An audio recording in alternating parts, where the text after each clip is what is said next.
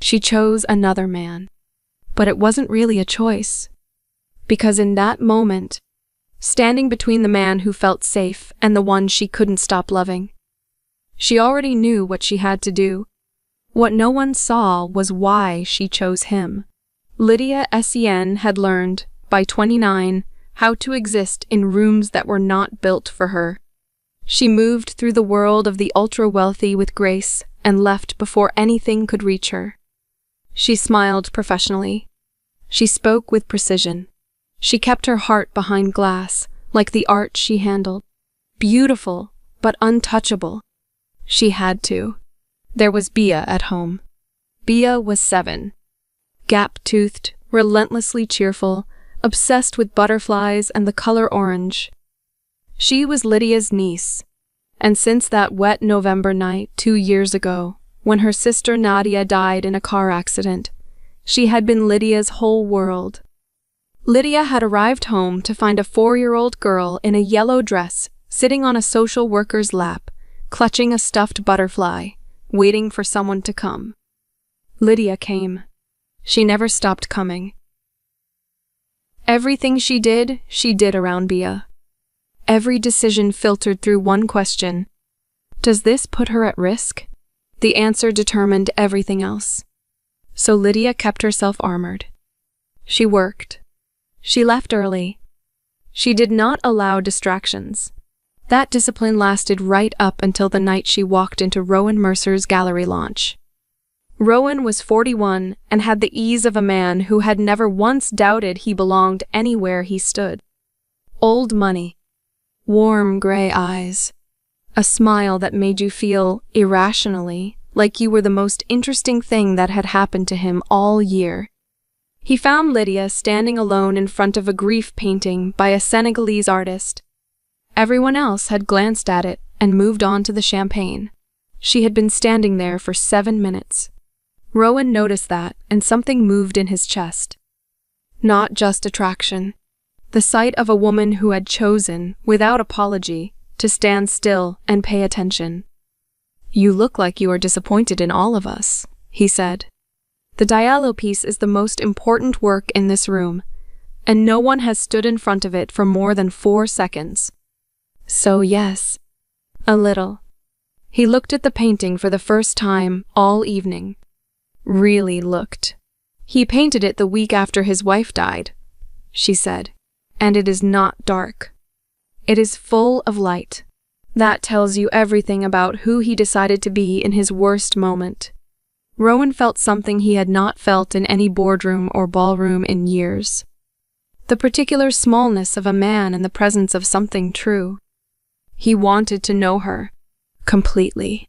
He already sensed it would not be simple. She smiled politely and excused herself to check on the lighting. But she walked away more slowly than she had intended. Later that same night, as the crowd thinned, a man arrived who had not been invited. He moved through the room like someone always aware of exits. Contained, controlled. Dark hair threaded with gray. Eyes the color of slate in low light. They swept the room once and landed briefly, on Lydia.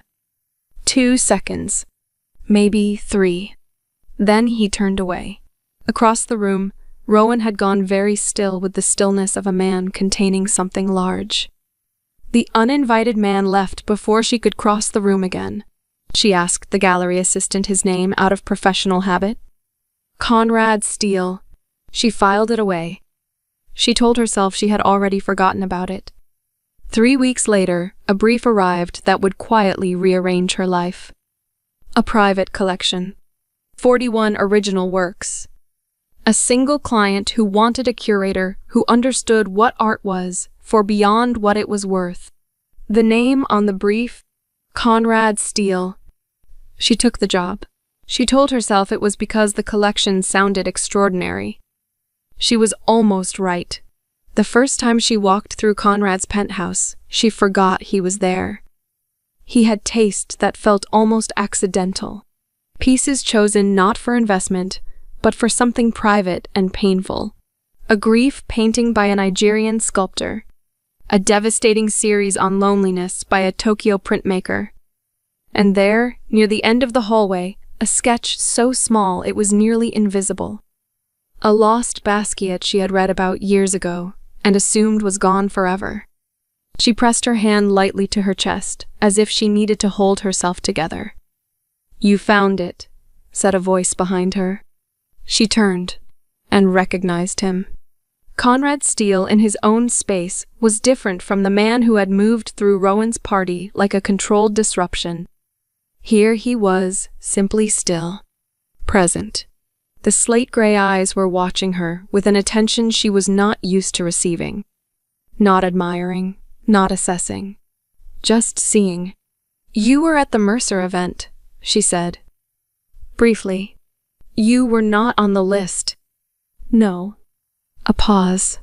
"Does that change how you feel about the basket?" "No," she said. "It changes how I feel about you. I have not decided yet whether that is a problem." He almost smiled. Just a shift at the corner of his mouth. It cost her something she could not name. Over the weeks that followed, he did not pursue her, did not try to impress her. He simply stayed in whatever room she was working in and let the silence do what it would. She had never met a man who did that. She learned things about him in pieces. That he had grown up in a Manchester council. That he had built his company from a rented room and a single investor who believed in him when no one else did. That his marriage to Claudine Wilde had been hollow for years. A partnership of surfaces that had never once felt like home. He never told her any of this directly. He told her things adjacent to it. Careful, oblique things. And she heard the rest in the spaces between. She was falling, and she knew it, and she could not make herself stop. One evening she mentioned Bia in passing. He set down what he was reading. "She sounds like someone worth getting home for," he said quietly. Such a simple thing. But Lydia had spent 2 years surrounded by people, admirers who treated Bia as a complication. Conrad said it like it was the most obvious truth in the world. Her chest felt strange, full in a way that made her want to put something down before she dropped it. Meanwhile, Rowan had been patient. 3 months of dinners. Of remembering details. Of being genuinely, consistently good. He liked her in a way that was real, and she knew it. Then one evening she mentioned Conrad's name. Just professionally. Just the job. But Rowan set down his fork, and something old moved across his face. Because he knew Conrad. He knew that particular quality of silence. He had seen it before, in the weeks before his father's company collapsed. "How long have you been working with Steele?" "About 6 weeks." "Why?" "We have a history. I know there is a rivalry. The industry talks." "It is more than rivalry," he said, his voice very level. 11 years ago there was a business dispute. My father's company was involved," Conrad testified. What he said was not entirely true, and he knew it. My father lost everything he had spent his life building. He was dead within 18 months. Lydia sat with that. She did not rush to fill the silence.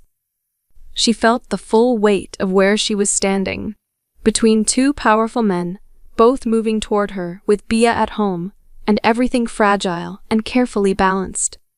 Rowan watched her face as she absorbed it, and he felt, with the quiet dread of a man who already knows, that she was in deeper than she understood. Claudine Wilde arrived at Lydia's studio on a Tuesday morning without an appointment. She was 53 and wore her elegance like a warning.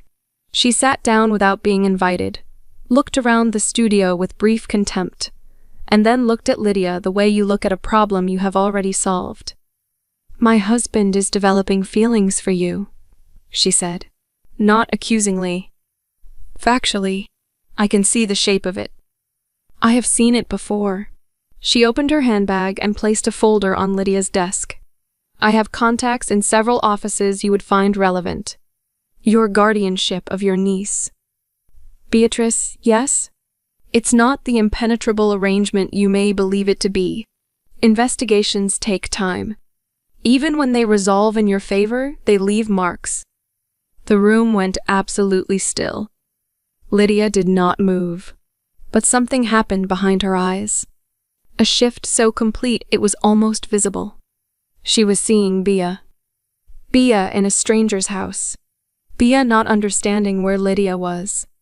Bia's small face at a doorway that would not open. Walk away from my husband. Let whatever that is or is not between you two dissolve. You do that, and I have no reason to involve anyone in anything. Claudine left the folder. She left the room. She did not look back. Lydia sat alone for a long time. She did not cry. Crying was a luxury she could not afford. She just sat and thought and arrived at the only decision she believed she could make. She did not call Conrad. She canceled their next session by text.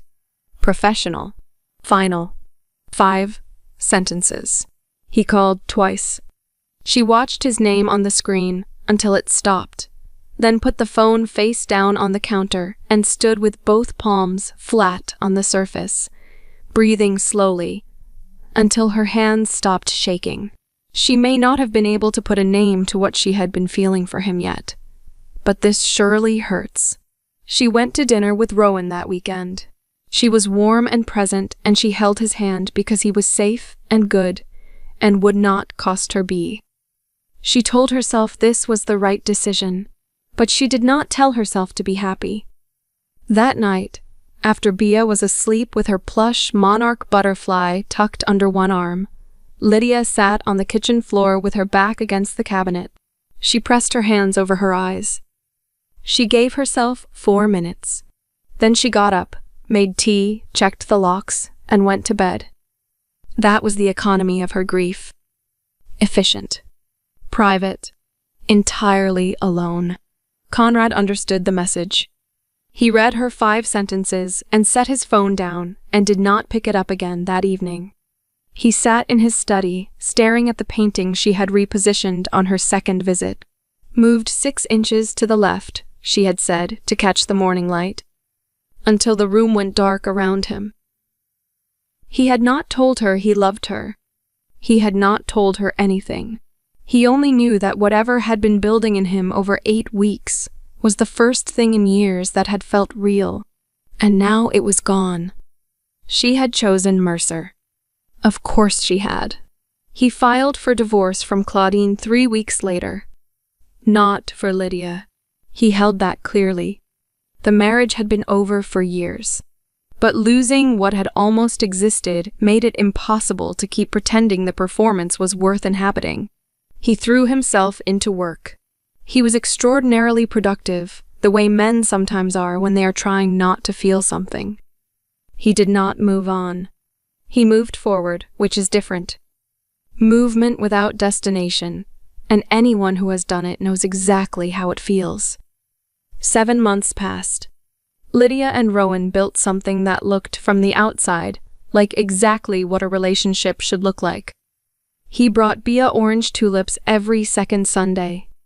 He sat through her 40-minute monarch butterfly presentation and asked intelligent follow-up questions. Bia assessed him with the rigor she applied to all important matters and declared him acceptable. Lydia laughed. And for stretches of time, it was genuinely good. But there were silences Rowan could not reach. He noticed them the way you notice a room that has been cleaned but not lived in. She was warm, attentive, present in every technical sense. And yet, there was a door inside her he could feel but never find. He told himself it was grief. He gave her time, 7 months of it. Then one night he poured 2 glasses of wine and set it quietly across the table. Tell me what happened with Conrad Steele. Nothing happened. Something happened. I have known you long enough to know the shape of what you are carrying. It has a before and an after. I am not accusing you. I am asking you to let me in. I made a decision, she said finally. I stand by it. He looked at her, and what she saw in his face was not anger. It was something quieter and more devastating. The expression of a man who already knows the answer and is asking the question anyway, because he still hopes to be wrong. "Okay," he said softly, and let it go. But that night he lay awake, repeated this conversation in his head, and understood with the dull clarity that comes at 2 in the morning that the door he could never find was not closed because of grief. It was closed because someone else was standing on the other side of it. Few weeks later, Conrad's lawyer found a strange thread, an irregular payment in the post-divorce audit. Conrad pulled it. 12 days later, the full picture arrived on his desk at 7 in the morning. Claudine had hired a firm to investigate Lydia, the guardianship, the terms of Bia's custody, the name of a family services coordinator who had once sat on Claudine's charitable board. All of it assembled. All of it held in reserve like a weapon she had never needed to fire. Because Lydia had simply disappeared. Conrad sat at his desk and understood, finally, what she had done. She had not chosen Mercer. She had not walked away because she did not feel what he felt. She had been threatened with the one thing she could not lose, and she had absorbed the cost alone and told no one. He felt a hot, clarifying fury. Not at Claudine, at himself, for not knowing, for not being the person she had felt she could come to. He sat with it until it cooled into something he could use. Then he made a decision. He came to her studio on a Wednesday afternoon in October. No appointment. No warning. She saw him through the glass panel of the door, and her body responded before she gave it permission. A long, involuntary stillness, like a breath held somewhere below conscious thought. She opened the door. He looked different. Thinner. The gray at his temples had spread. Like a man who had spent 7 months in his own head and had not always found good company there. "I know what Claudine did," he said. His voice was steady. His eyes were not. "I have the documentation. I know exactly why you left, and it was not a choice you were free to make. It was taken from you." Lydia said nothing. Her expression did not change. But she gripped the doorframe once, briefly, and he saw it. "She threatened your guardianship of Bia. She used the one thing you would not risk, and you did what you have always done. You took the full weight of it onto yourself, alone, without asking anyone for help, because that is who you are." The words landed on her like pressure, like the release of something that had been held too tight for too long. "I am not here to change anything," he said. "You are with Rowan. I understand that. I needed you to know that you were never in danger. I would have protected you. I would have protected Bia. You did not have to disappear." She looked at him for a long moment. "You did not know that," she said quietly. "And neither did I. I had known you 8 weeks. I could not hand you my niece's safety on 8 weeks." He absorbed that. She could see him absorbing it. Really taking it in, not defending against it. "That is fair," he said. "That is completely fair. I am not here to argue that you were wrong." A pause. "I just could not let you go on believing you had chosen this. You did not choose it. It was done to you." She felt something move in her chest that she had no name for. Not happiness. Something roar. The specific grief of a sacrifice that turned out not to have been necessary. She looked away. Down the street. A woman walking a dog. A child on a scooter. The world carrying on in its ordinary way, entirely indifferent to what was happening in this doorway. "What do you want from me, Conrad?" "Nothing." He said it without hesitation. "I want nothing from you. I wanted you to know the truth. I wanted—" He stopped. When he continued, his voice was quieter. "I wanted you to know that someone saw what you did, saw who you are, and that it matters. You matter. Even if nothing comes of this. even if you close this door right now." He left. She did not close the door for a while. She stood in the frame and watched him walk down the street, and she felt the full weight of everything she had spent 7 months carefully not feeling. It was enormous. It was absolutely enormous. She told Rowan that evening. All of it. Standing in his kitchen, not looking at him, hands around a mug of tea she was not drinking. Claudine. The folder. The text. 7 months of standing next to him, while loving someone else so quietly. She had almost convinced herself it was not love. When she finished, the kitchen was very still. Rowan stood with his back to her, both hands flat on the counter. Then he turned around. His eyes were wet, not crying. Rowan was not a man who cried easily, but wet in the way of a man who has been holding something and has just been told he has to set it down. "How long have you been in love with him?" The word opened something in the room. She felt it. "Rowan, do not tell me it is not love. I have been standing next to it for 7 months. I know what it looks like from the outside." She closed her eyes. "You chose me because I was safe," he said. "And I knew it. I chose to believe that if I was consistent and patient and good, you would eventually stop standing at a door you had closed and just let yourself be here." He set down the wooden spoon he was still holding. "I deserve more than the parts of you that are somewhere else. And so do you. You deserve to stop being brave about the wrong things, Lydia." She was crying, quietly, the way she did everything. Contained, almost invisible. Rowan crossed the kitchen and pulled her into a hug. Not romantic. The kind that means goodbye. He held on for a long time, and when he let go, his hands were shaking slightly, and neither of them mentioned it. "Go be honest," he said. "You have been so careful for so long. You are allowed to just want something."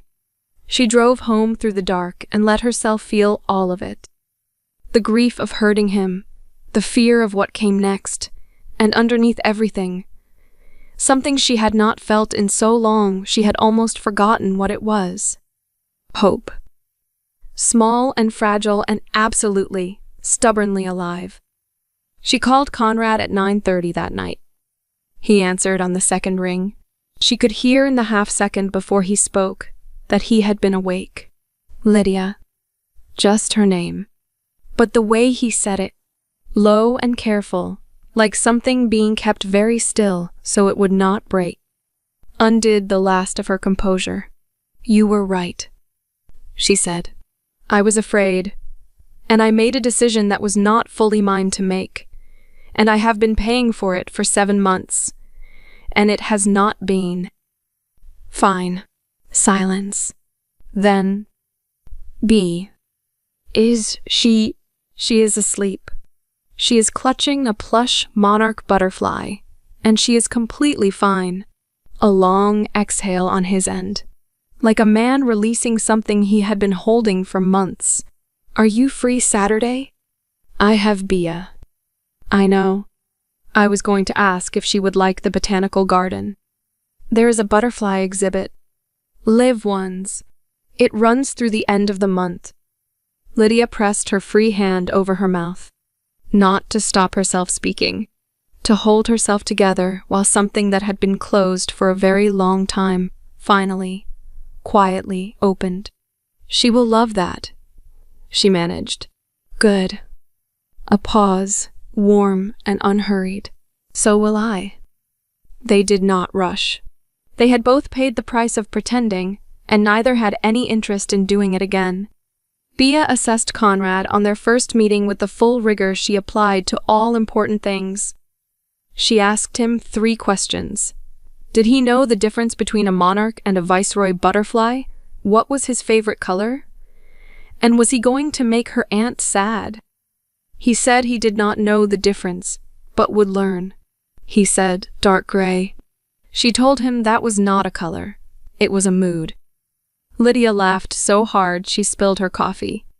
Then Bia looked at him very seriously. Are you going to make her sad? I'm going to try very hard not to, he said, meeting her eyes with the same seriousness she had brought. But if I ever do, I hope you will tell me. Bia considered this for a long moment. Then she gave one decisive nod. Acceptable, she said, and went back to her butterfly encyclopedia. Conrad looked at Lydia over the top of Bia's head. His face was doing the thing she had learned to read. The held-back warmth, the almost smile. She looked back at him and felt, for the first time in 2 years, like she was exactly where she was supposed to be. He was not perfect. He was private in ways she still had to learn to reach past. He worked too late. He sometimes said nothing when she needed him to say something. But he saw her. Not the composed professional who knew paintings and art. He saw the woman who cried on kitchen floors alone and got up and made tea, who checked the locks every night and packed Bia's lunch and held everything together with both hands. He saw all of it, and he stayed. That was the thing she had not known she was waiting for. Not to be loved loudly, not grand gestures or public declarations. Just to be seen, completely, and stayed with, after everything. After Nadia, and the yellow dress, and the kitchen floor, and Claudine's folder, and 7 months of being carefully present in the wrong place. Lydia Essian let herself have it. She had earned it. All the way to her bones, she had earned it.